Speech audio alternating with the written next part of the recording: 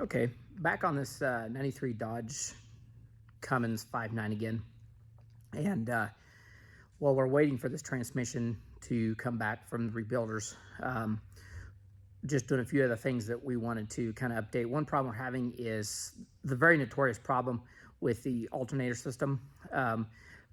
On these Chrysler products, I think it was around 90, or actually might have been late 80s, they started putting the alternator external regulator in the PCM. So if it failed, the only way to fix the problem was to completely replace the entire PCM, which is, I think, $700–800. Certainly not going to do that. So there's some workarounds. You can just put a one-wire alternator on.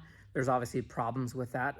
There's nothing, they can work good, but there's problems with one-wire alternators. And there's internal regulators you can buy and add into your existing alternator, and that works okay. It's just something you have to do every time you get a new alternator. So we're actually going to stay with the original factory alternator, and that way we don't have to change anything out. We're going to add an external regulator, but we already did that a while ago. The problem what we were having more recently is it was overcharging by a large percentage. Like we were getting 17 volts basically to the battery, so it was way overcharging. And did a little bit of digging, figured out what was going on was on the external regulator that we're using, the wire coming from the dash, which was the original send wire for the voltage to the alternator, must be an issue inside the wire in a connection at some point back towards the dash, and we're getting low voltage by about 1.3 volts per, or from basically the battery is showing like 12.6, and the end of that wire out there by the regulator is showing like 11.3 or something like that. So it basically, the battery just is continuing to overcharge because the alternator never thinks it's reaching adequate voltage, because the regulator is sensing its voltage from that wire that's low voltage in it, so it never realizes it's charged all the way up. So anyway, we got a little hack here. Probably wouldn't want to do this if this was a really nice vehicle, but it actually works well.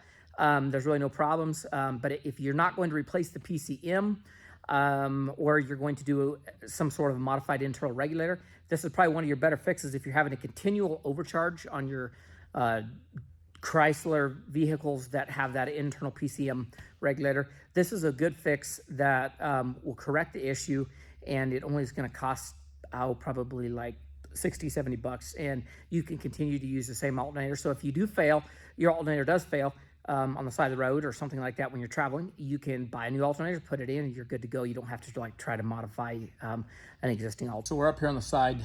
I've got the pickup lifted up in there about another foot to get the transmission out, and I don't want to drop it down, so we're working about 1.5 feet higher than normally would.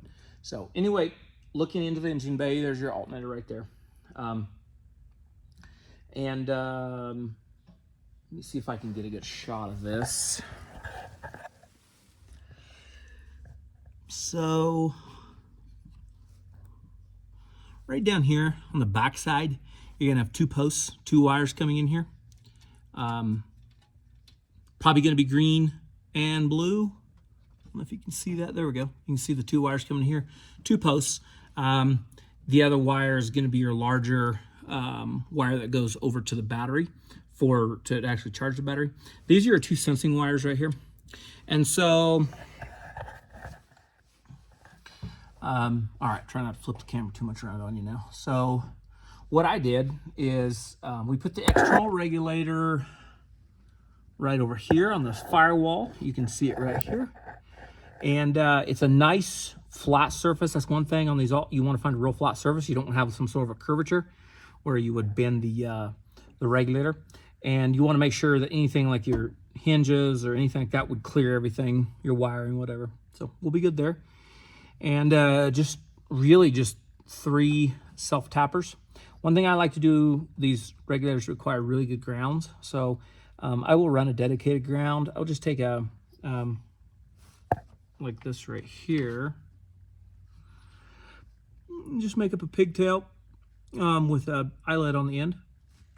And I'll run that back over to the alternator and just ground it out on the alternator, and then just put it like underneath one of these screws or on top of one of these screws, so it's the case of this is grounded really well. Then you just need to go to your parts store. These are really simple to get. This is like a pigtail. Let's get this figured out. There we go. A pigtail for a regulator, and you can use just any older Chrysler, like an 88 1-ton, 250 half-ton pickup is going to work well. And you can just go grab yourself a pigtail for the regulator like this, and we're going to wire this in. I'll show you that in just a little bit. The other thing you want to grab, now this part is only if you're having trouble, if your voltage, your sensing wire, and I'll show you where that is just a minute, but if your sensing wire is coming from the dash, or from the, it'd be a switched wire from your ignition. If it's coming out here more than 0.1 or 2 volts lower than your battery, then you're going to have a problem where it's going to overcharge because it's never going to realize it's adequately charged. So what I'm doing is 11.5 volts is adequate to switch a relay. So on this pickup we have, and obviously these older pickups didn't have very much for fuses, and especially out here. So we have just a small fuse block that we use for like our fuel transfer tanks and so forth.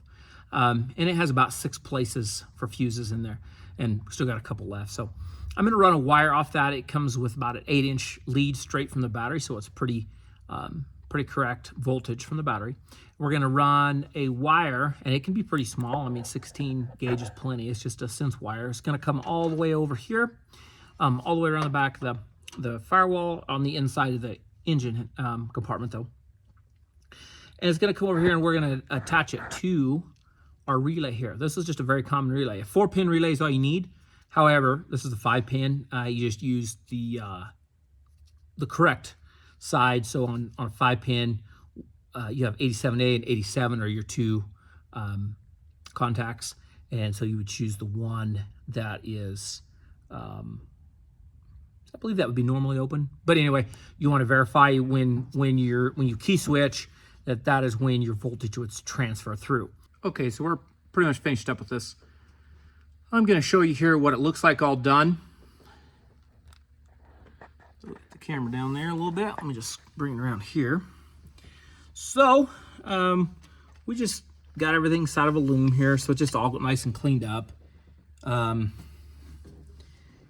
here, if you can see, getting shadows, trying to get rid of those shadows. But anyway, there we go. It's a little bit better, but right here you can see pigtail all tied into the loom there. Just goes in right there to your regulator, and here's the relay block all set up here. I've just got it. I got a zip tied here into the loom, and ground wire from the relay, and then the second ground wire goes under and around to the alternator for the case ground as well. So everything works pretty good. Pretty happy with the project. Okay, so we pretty much wrapped up the alternator regulator project, external regulator project on the 93 Dodge Ram here. I'm pretty happy with the way it turned out. One quick tip, if you have a regulator and you're wanting to test it, or maybe you've got a brand new one, I would recommend testing it before you install it. Just set your ohm meter to 20,000 on resistance, and when you test between the 2 pins on the regulator, you should have somewhere around 1.7. 1.7 will give you approximately 14.7 volts of charging capacity. So that being said, if you have any questions about this project, please drop them in the notes below, and I will respond as quick as I can. Thanks for watching the video, taking your time, and we will see you in the next video.